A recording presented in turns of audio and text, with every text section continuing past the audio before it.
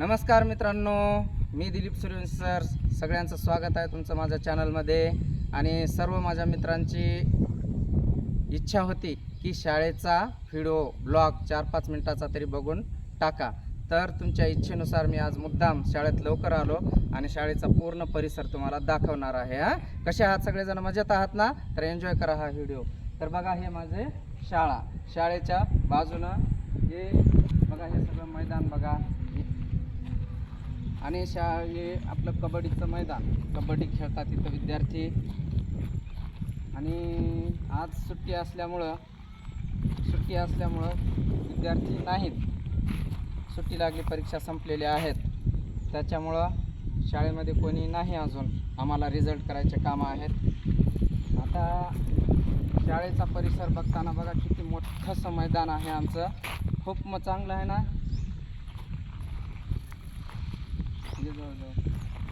तर हे बघू शकता, किती छान सुंदर परिसर आहे. समोरच रोड आहे. आणि इकडं आता आमच्या शाळेमध्ये नवीन DP आलाय.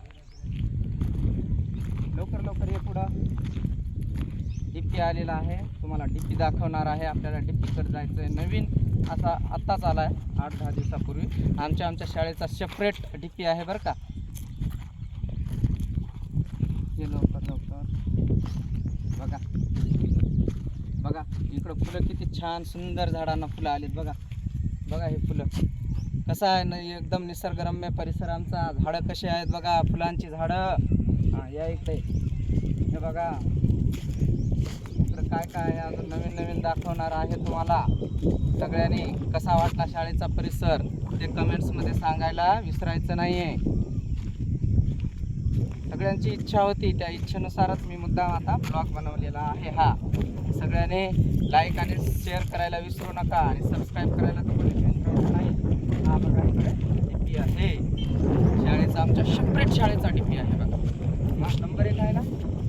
आता इकडून इकडे या साईडला आमची पाण्याची टाकी, विद्यार्थी पाणी पितात.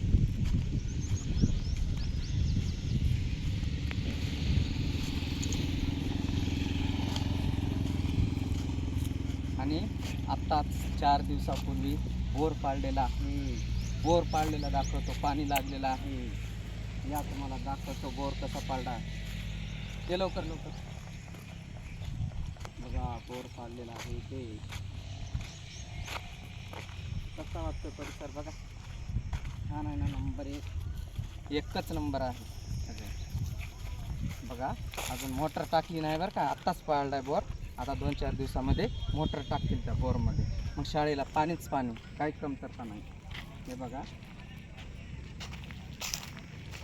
हा आहे बोर पाडलेला. पाणी लागले बघा. पाणी इथून कुठपर्यंत गेले, भरपूर पाणी लागले, तिकडं गेलं पाणी. आणि अजून सगळ्यात महत्त्वाचं म्हणजे आमच्या शाळेच्या बाजूला हे बघा जांभवाडी आहे. ही जांभवाडी बघा, एकदम भारी. हे बघा इकडं जांभवाडी. आता जांभूळ मला कमीच नाही बघा आमच्या शाळेच्या परिसरामध्ये दिसते ना सगळ्याला. हे बघा मागे ही जांभवाडी. आता आले पेरू, छोटे पेरू, मस्तपैकी पेरू लागलेले आहेत. आणि जूनपासून असे मोठे पेरू झाले ना, तुम्हाला नक्कीच ब्लॉगमध्ये दाखवणार आहे. आणि सगळ्यांनी आपला व्हिडिओ जर आवडला असेल तर लाईक, शेअर अँड सबस्क्राईब करायला विसरायचं नाही. तर धन्यवाद मित्रांनो, भेटूया नेक्स्ट व्हिडिओमध्ये. धन्यवाद.